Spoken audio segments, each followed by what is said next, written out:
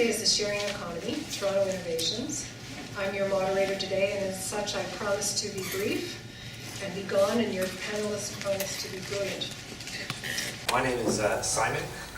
My company is called Memorial Matters.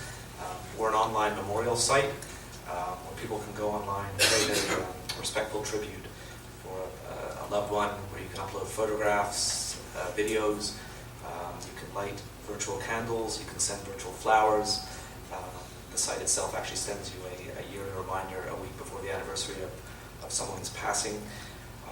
And how this business model came about was a friend of mine's dad passed away, and she actually went onto Google to try and create an online memorial and couldn't find anything suitable, so I kind of researched it and put a business plan together, got some of my savings and a couple of family investors, and then built out a memorial site platform.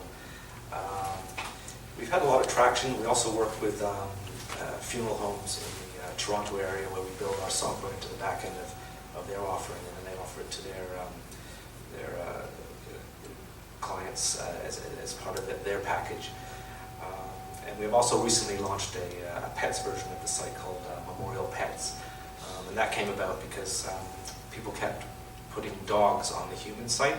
So we'd be looking and we'd say, okay, so we actually decided to launch a pets version of the site.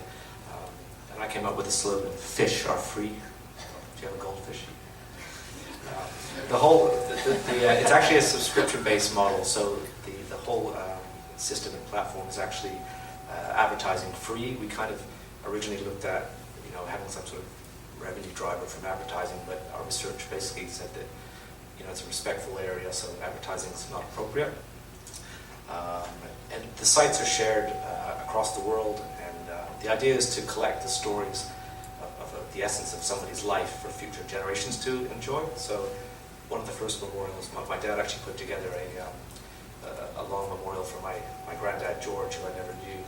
And actually, as I read through it, I learned a lot about myself and why I'm like I am, which I never knew. So when my kids are old enough, then I'll take them through that memorial and all the photographs. And it's all really about the storytelling and sharing the stories of someone's life. So, for example, we had a Sri Lankan lady last week where I just noticed that they'd sent out their memorial all over the world and back to Sri Lanka, and they brought in lots of photographic content that was shared with their relatives in Toronto. So, and I don't think that those relatives would have seen that content otherwise, so it was a way of actually collecting and keeping a record of that person's life story.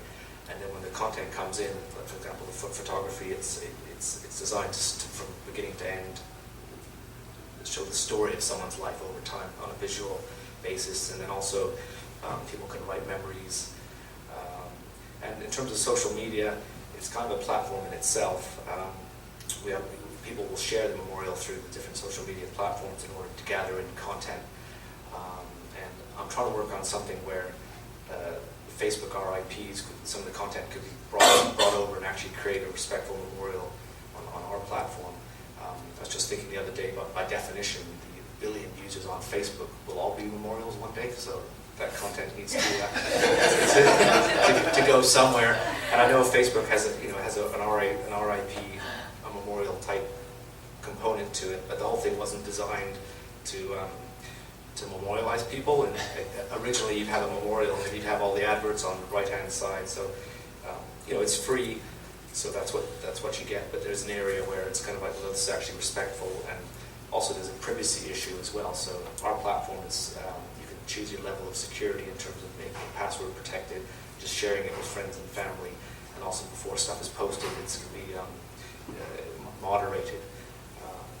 I was fortunate enough that for the public memorials, that people have either set no moderation, or we have celebrity memorials as well. We put them up that we don't get too many strange candles being lit or whatever. But about a month ago, there was Amy Winehouse's first anniversary of her death.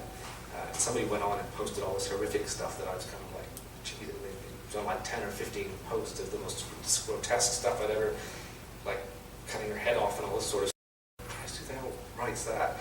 So it's like, we went on, deleted it, but just the